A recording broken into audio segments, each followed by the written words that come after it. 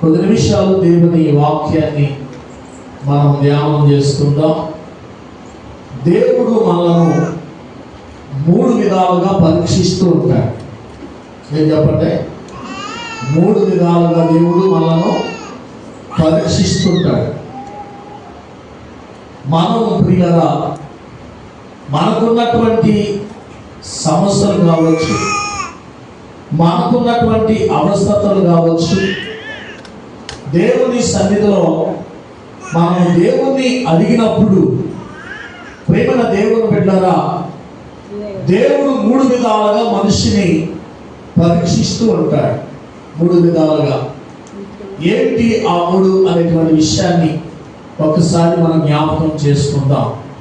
చూడండి, మనం కోరుకున్నది దేవుడు తక్షణమే ఇచ్చి మన కృతజ్ఞతను పరీక్షిస్తాడట. ఏం చెప్పండి? మనం కోరుకున్నటువంటి దానిని దేవుడు తక్షణమే ఇచ్చి, వెంటనే ఇచ్చి, దేవుడు ఏం చేస్తాడంట? మన కృతజ్ఞతను పరీక్షిస్తాడు.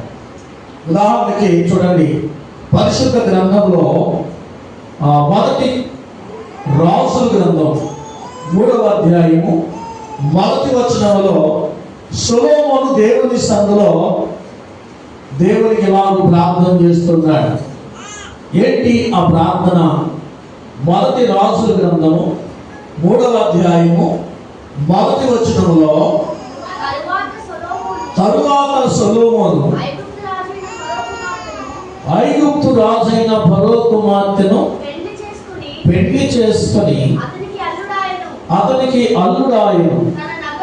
తన నగరును, యెహోవా మందిరమును యెరూషలేము చుట్టూ ప్రాకారములు కట్టించుట ముగించిన తరువాత ఫరో కుమార్తెను దావీదు పురమునకు రప్పించెను. ఆ దినముల వరకు యెహోవా నామమున మందిరము లేకపోగా జనులు ఉన్నత స్థలములయందు మాత్రము బలులను అర్పించుచు వచ్చిరి. తన తండ్రి అయిన దావీదు నియమించిన కట్టడలను అనుసరించుచు సొలొమోను యెహోవా యందు ప్రేమించెను. దేవుడి స్తోత్రం చెప్పండి. ప్రభునందు ప్రియమైన దేవుని బిడ్డలారా, సొలొమోను తన జీవితంలో చిన్న వయసులో తన యొక్క రాజ్య పరిపాలన చేయవలసినటువంటి పరిస్థితి వచ్చింది. అలాంటి సమయంలో సొలొమోను దేవుని సన్నిధిలో ఏం చేస్తున్నాడు అంటే ప్రార్థన చేశాడట. దేనికోసం ప్రార్థన చేశాడు? దేనికోసం ప్రార్థన చేశాడు చెప్పండి? చెప్పాలి. దేనికోసం? 3:15 చదవండి. 15వ వచనం. అంతలో సొలొమోను మేలుకొని స్వప్నమని తెలుసుకొనెను. పిమ్మట అతడు యెరూషలేమునకు వచ్చి యెహోవా నిబంధన గల మందసము ఎదుట నిలవబడి దహన బలులను సమాధాన బలులను అర్పించి తన సేవకులందరినీ అందరికీ విందు చేయించనొచ్చా. దేవుని స్తోత్రం. హల్లెలూయా. ప్రియమైనటువంటి దేవుని బిడ్డలారా, దేవుని సొలొమోను ఏమడిగాడు అంటే, దేవుని ప్రజలైనటువంటి ఇశ్రాయేలీయులను పాలించడానికి చిన్న వయసులో పరిపాలించవలసినటువంటి పరిస్థితి వచ్చినప్పుడు దేవుణ్ణి అడుగుతున్నాడు, ప్రభువా, నాకు ఈ ప్రజలను పాలించడానికి కావలసిన జ్ఞానమును దయచేయమని, వివేకమును దయచేయమని దేవుని సన్నిధిలో ప్రార్థన చేశాడట. దేవుని స్తోత్రం చెప్పండి. హల్లెలూయా. దేవుని బిడ్డలారా, సొలొమోను ప్రార్థించినటువంటి వెంటనే దేవుడు ఏం చేశాడంటే, దేవుని ప్రజలైనటువంటి ఇశ్రాయేలీయులను పాలించడానికి కావలసిన జ్ఞానము దేవుడిచ్చినట్లుగా, వివేకము దేవుడిచ్చినట్లుగా లేఖనంలో చెప్పబడుతుంది. దేవునికి స్తోత్రం, హల్లెలూయా. అయితే ప్రియ దేవుని బిడ్డలారా, సొలొమోను కోరుకున్నటువంటి వెంటనే దేవుడు ఇచ్చాడంట జ్ఞానము, వెంటనే వివేకం ఇచ్చాడు.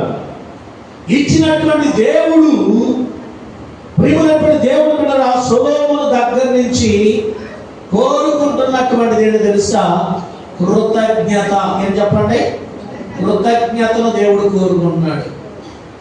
కొన్నిసార్లు మన జీవితంలో కూడా మనము దేవుడి దగ్గర కోరుకున్నటువంటి వాటిని వెంటనే దేవుడు మనకిచ్చి, ప్రియమైన దేవుడు కూడా ఇచ్చిన దానిని బట్టి దేవుడు మన దగ్గర కోరుకునేది ఏం చెప్పండి? కృతజ్ఞత. దేవునికి స్తోత్రం చెప్పండి. హల్లెలూయా, హల్లెలూయా. అవును ప్రియమైనటువంటి దేవుని బిడ్డలారా, చాలా మంది జీవితములలో దేవుడు చేసిన కార్యములను బట్టి కృతజ్ఞత లేనటువంటి వారుగా చాలా మంది ఉంటారు. కానీ సొలొమోను తన యొక్క జీవితంలోనంట కృతజ్ఞత కలిగినటువంటి వారుగా ఉన్నాడు. చూడండి, ఏంటా కృతజ్ఞత అంటే, ఇప్పుడు చదివిన 3వ అధ్యాయం 15వ వచనంలో, ప్రియమైనటువంటి దేవుని బిడ్డలారా, దేవునికి కృతజ్ఞతగా సొలొమోను ఏం చేశాడు చెప్పండి? దహన బలులను, సమాధాన బలులను అర్పించి తన సేవకులందరికీ విందు చేయించిన. దేవునికి స్తోత్రం చెప్పండి. హల్లెలూయా, హల్లెలూయా. ప్రియమైనటువంటి దేవుని బిడ్డలారా, దేవుడు చేసినటువంటి మేలులకు దేవుని సన్నిధిలో కృతజ్ఞతను కలిగినటువంటి వాడుగా సొలొమోను ఉన్నాడు. సొలొమోను జీవితంలో దేవుని కోరుకున్నటువంటి వాటిని దేవుడు వెంటనే అనుగ్రహించాడు. అనుగ్రహించి దేవుడు ఏం చేశాడంటే, సొలొమోనును పరీక్షించాడు. దేవుడు చేసిన మేలులకు ప్రతిగా కృతజ్ఞత కలిగి ఉంటాడా లేదని పరీక్షించినప్పుడు, ఆ పరీక్షలో సొలొమోను ఏం కలిగాడంటే జయమును పొందుకున్నాడు. దేవుని స్తోత్రం చెప్పండి. ఏంటా జయం అంటే? దేవునికి దహన బలులను, సమాధాన బలులను అర్పించి తన సేవకులందరికీ విందు చేయించాడు. దేవుని స్తోత్రం చెప్పండి. తన సేవకులందరికీ ఏం చేశాడు? విందు చేయించాడు, విందు చేశాడు. దేవుని స్తోత్రం చెప్పండి. హల్లెలూయా. అవును ప్రియులారా, అందుకని అంటాడు చూడండి, మొదటి దశలోనికి రాసిన పత్రికలో 5వ అధ్యాయం 18వ వచనం, 5వ అధ్యాయం 18వ వచనము, ప్రతి విషయమునందును కృతజ్ఞతాస్తుతులు చెల్లించుడి, ఇలాగు చేయుట యేసుక్రీస్తునందు మీ విషయములో దేవుని చిత్తము. దేవుని స్తోత్రం. ప్రియమైన దేవుని బిడ్డలారా, భక్తుడైనటువంటి పౌలు, పరిశుద్ధుడైనటువంటి పౌలు దశలోనిక పట్టణములో దేవుని ఆత్మ ప్రేరేపణ చొప్పున మాట్లాడుతున్నటువంటి శ్రేష్టమైనటువంటి మాట ఏంటో తెలుసా? ప్రతి విషయమునందు దేవునికి స్తోత్రం చెప్పాలి. ఏ విషయం చెప్పాలి? ప్రతి విషయము. ఎవరి జాబ్ వచ్చిందా? దేవుని సన్నిధిలో కలిగి ఉండాలి, కృతజ్ఞత కలిగి ఉండాలి. ప్రియమైనటువంటి దేవుని బిడ్డలారా, ఇంకా అనేక పరిస్థితులు, పంటలు బాగా పండినయా? ఏం కలిగి ఉండాలి? దేవుని సన్నిధిలో కృతజ్ఞత కలిగి ఉండాలి. వ్యాపారంలో మంచి లాభం కలుగుతుందా? ప్రియమైనటువంటి దేవుని బిడ్డలారా, దేవునికి ఏం కలిగి ఉండాలి? కృతజ్ఞత కలిగి ఉండాలి. దేవునికి స్తోత్రం చెప్పండి. హల్లెలూయా, హల్లెలూయా. అవును ప్రియమైనటువంటి దేవుని బిడ్డలారా, ప్రతి విషయమునందు కృతజ్ఞతాస్తుతులు చెల్లించుడి, ఇలాగు చేయుట యేసుక్రీస్తునందు మీ విషయంలో దేవుని చిత్తం. దేవుని స్తోత్రం చెప్పండి. దేవుడు మంచి ఆరోగ్యం ఇచ్చాడు.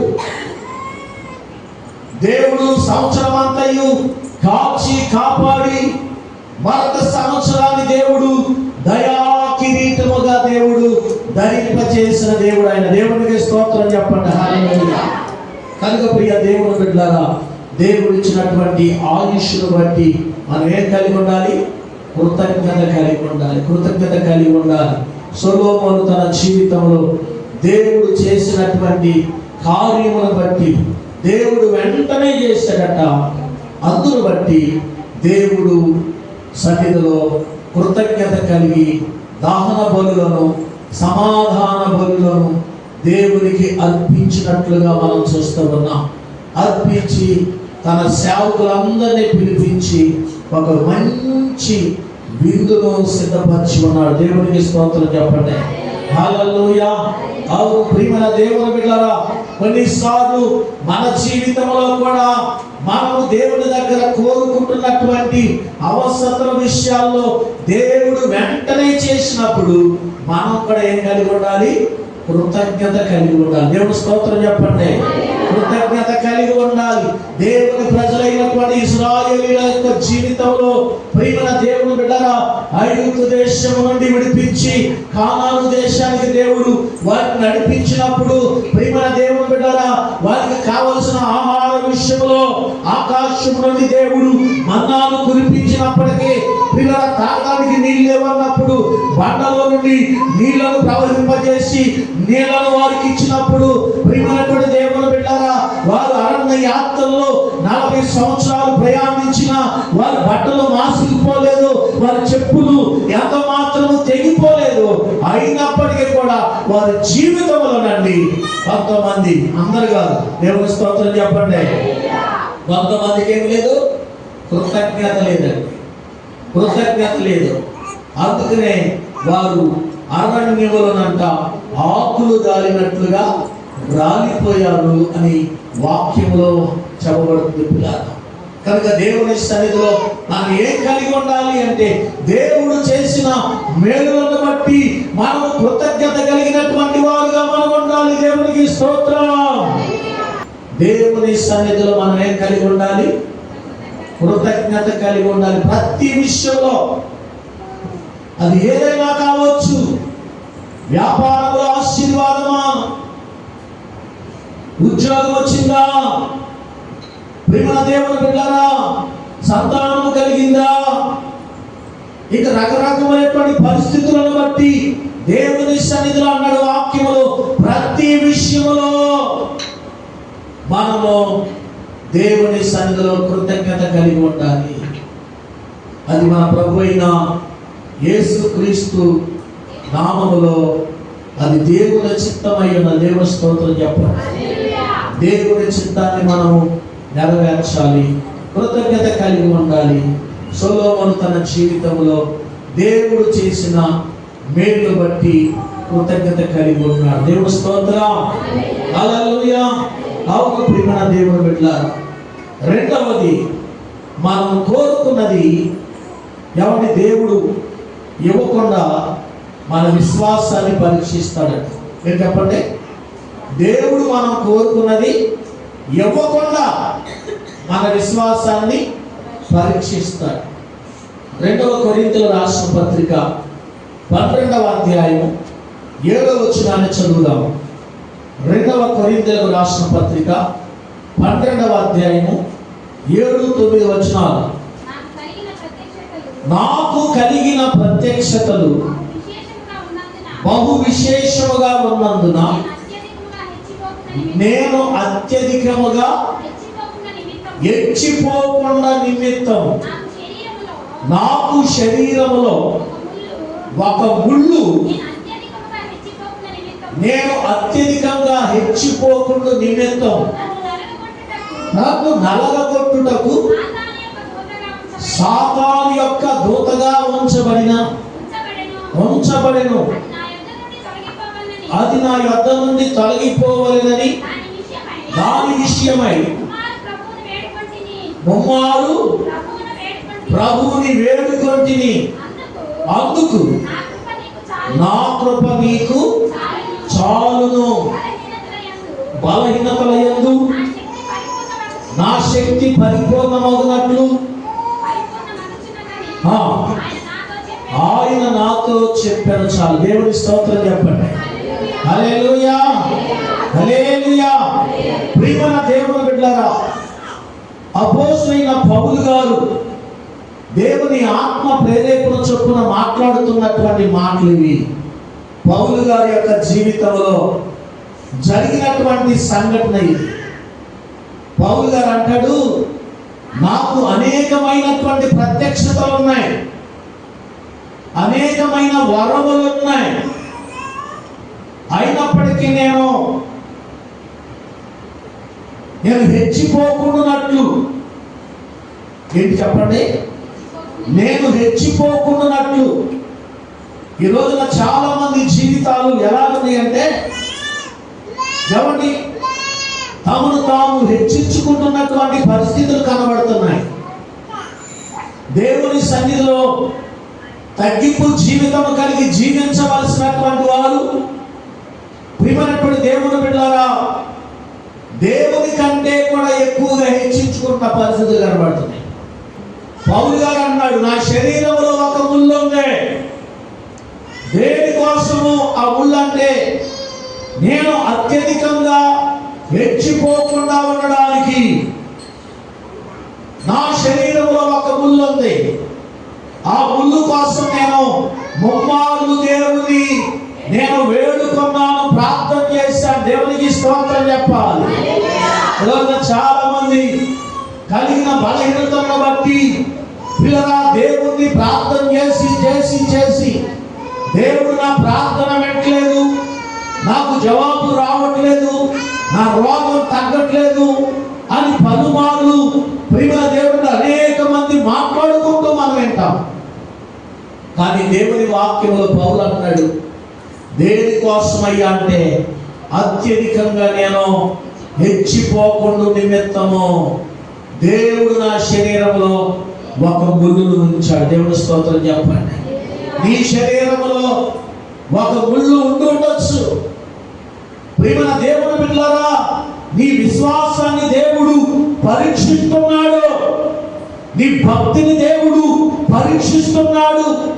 ప్రియమైనటువంటి దేవుని బిడ్డలారా, ఏది కోసమయ్యా అంటే, ఒకవేళ నీవు అత్యధికంగా హెచ్చిపోకుండా ఉండు నిమిత్తము దేవుడు ఆ ముళ్ళును నీ శరీరంలో ఒకవేళ పెట్టలేమో. నా శరీరంలో ఒక ముళ్ళును దేవుడు నాకు పెట్టాడేమో. ఆ ముళ్ళు ఏమైనదో నాకు తెలుసు.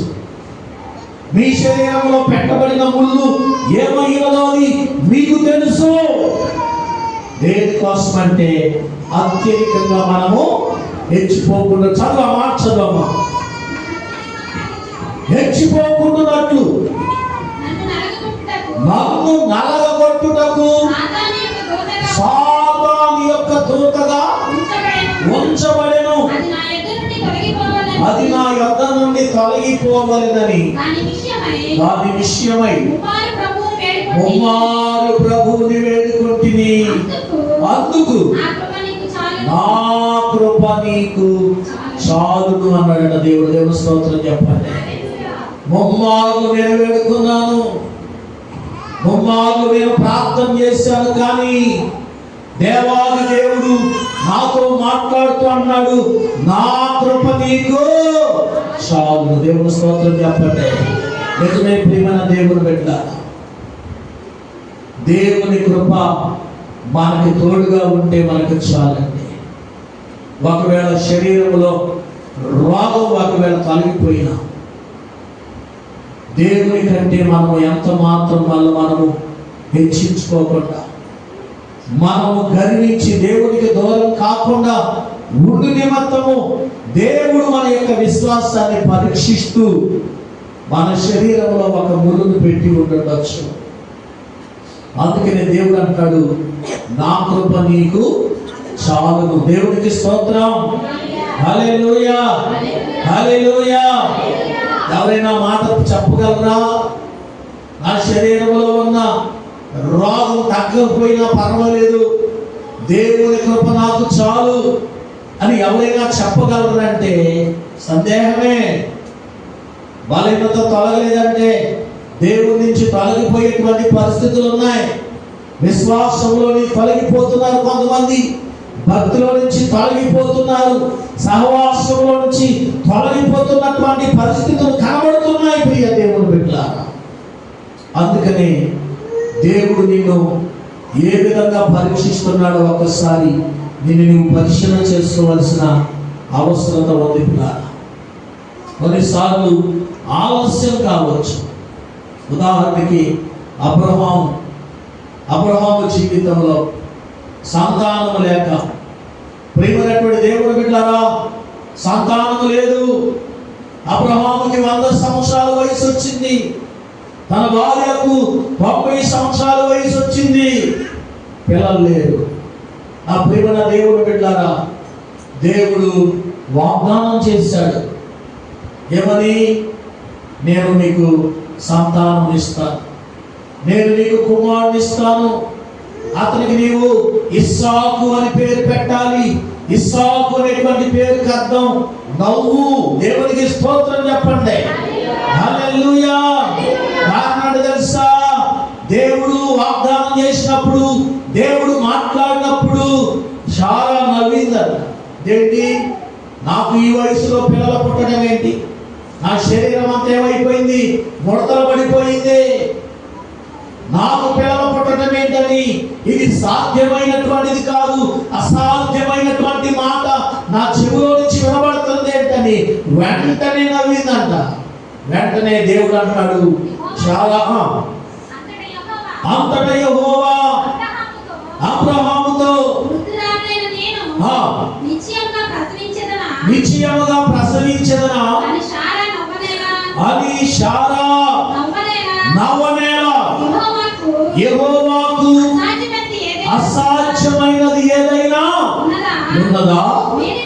మీదటికి కాలమున నిర్ణయ కాలమందు నీ వద్దకు తిరిగి వచ్చెదను. అప్పుడు శారాకు కుమారుడు కలిగిన. దేవునికి స్తోత్రం చెప్పండి. హల్లెలూయా. యెహోవాకు అసాధ్యమైనది ఏదైనా. అవును ప్రియులారా, దేవునికి అసాధ్యమైనది ఏది లేదు. ఆయన సమస్తమును చేయగలిగినటువంటి దేవుడు. దేవునికి స్తోత్రం చెప్పండి. హల్లెలూయా. దేవుడు అంటున్నాడు, యెహోవాకు అసాధ్యమైనది ఏదైనా ఉన్నదా? దేవుడు వాగ్దానం చేశాడు. ప్రియమైనటువంటి దేవుని బిడ్డలారా, వాగ్దానం చేసి ఎన్ని సంవత్సరాలు తెలుసా?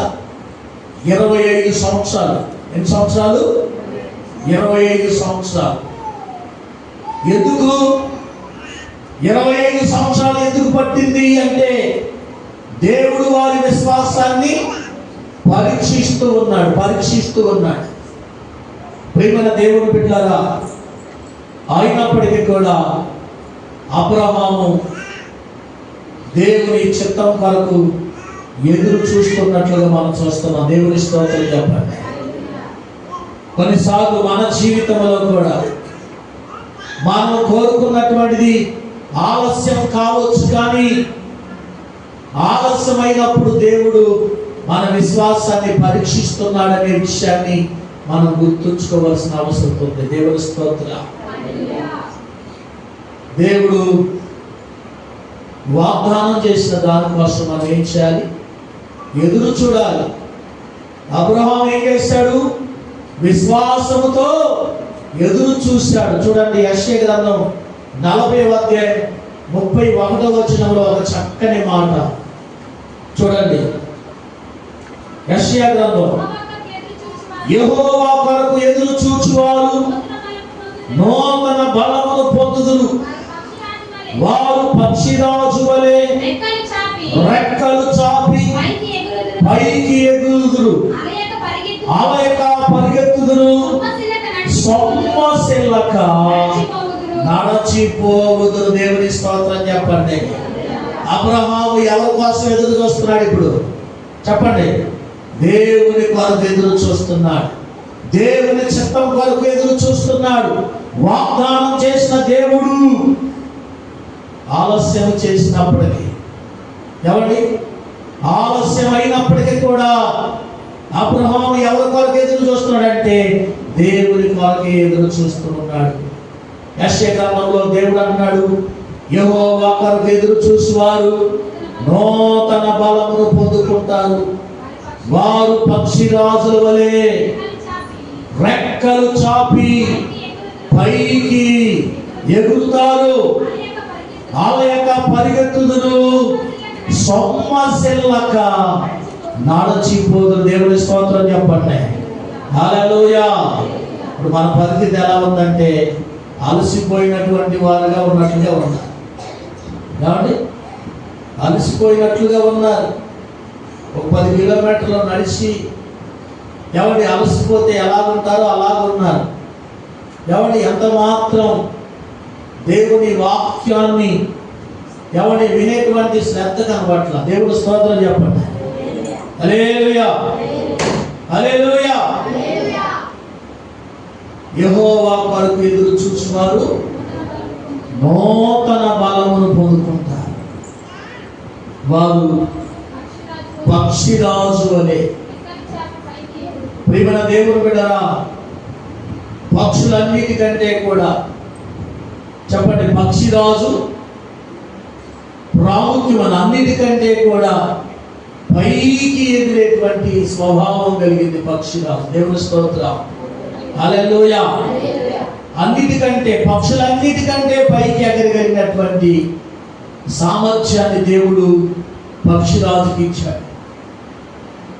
దానికి ఎంత మాత్రం ఏమో చెప్పండి, అలసిపోయేటువంటి పరిస్థితులు ఉండవో, ఎంత మాత్రము సొమ్మసిల్లిపోయేటువంటి పరిస్థితి ఉండదు. కనుకనే దేవుడు పిల్లల పక్షిరాజును పోల్చుతున్నారు. ఎవరైతే యెహోవా కొరకు ఎదురు చూస్తారో వారు పక్షిరాజు వలె ఉంటారు. దేవునికి స్తోత్రం. హల్లెలూయా. వారు ఎంత మాత్రము అలసిపోరు, సొమ్మసిల్లిపోరు. ఇక్కడ అబ్రహాము కూడా ఎవరి కొరకు ఎదురు చూస్తున్నాడు? దేవుని కొరకు ఎదురు చూస్తున్నాడు. యెహోవా కొరకు ఎదురు చూస్తూ ఉన్నాడు. దేవుని చిత్తం కొరకు ఎదురు చూస్తూ ఉన్నాడు. సంతానం లేకపోయినప్పటికీ ప్రియుల వాగ్దానం చేసిన దేవుడు ఆలస్యం చేసిన 25 సంవత్సరాలు పట్టిందంట. 25 సంవత్సరాలు. 25 సంవత్సరాల తర్వాత దేవుడు ఏం చేశాడు? శారా గర్భాన్ని తెరిచి దేవుడు మగబిడ్డనిచ్చాడు, ఇస్సాకునిచ్చాడు. దేవునికి స్తోత్రం చెప్పండి. హల్లెలూయా. కనుక కొన్నిసార్లు మన విశ్వాసాన్ని పరీక్షించడానికి దేవుడు మన విషయంలో కొన్నిసార్లు పిల్లరా జరగవలసిన కార్యాలు ఆలస్యం అవ్వచ్చు. ఆలస్యమైందని ఎంత మాత్రము కూడా నీ విశ్వాసాన్ని కోల్పోకూడదు. నీ విశ్వాసాన్ని పరీక్షింపబడుతున్నావు, నా పరీక్షలో నేను విజయాన్ని పొందుకోవాలి అని ఓర్పు కలిగి, సహనం కలిగి దేవుని చిత్తం కోసం మనం ఎదురు చూసేవారుగా ఉండాలి. ఆ రీతిగా ఉన్నప్పుడు దేవుడు తప్పకుండా మన జీవితంలో ఒక అద్భుతమైన రీతిలో, ఆశ్చర్యమైన రీతిలో దేవుడు కార్యం చేస్తాడు. 3 విషయాలు నేను మీతో చెప్పాను. ప్రియమైన దేవుని బిడ్డలారా, దేవుడు మనలను 3 విధాలుగా పరీక్షిస్తాడు. ఒకటి, మనం కోరుకున్నది వెంటనే ఇచ్చి మనను పరీక్షిస్తాడు. ఇవ్వబడిన దానిని బట్టి మనం కృతజ్ఞత కలిగి ఉన్నామా లేదా అనేటువంటి విషయాన్ని, ఉదాహరణగా సొలొమోను తన జీవితంలో కృతజ్ఞత కలిగి ఉన్నాడు. దేవుని స్తోత్రం చెప్పండి. దేవుని సన్నిధిలో బలులను, సమాధాన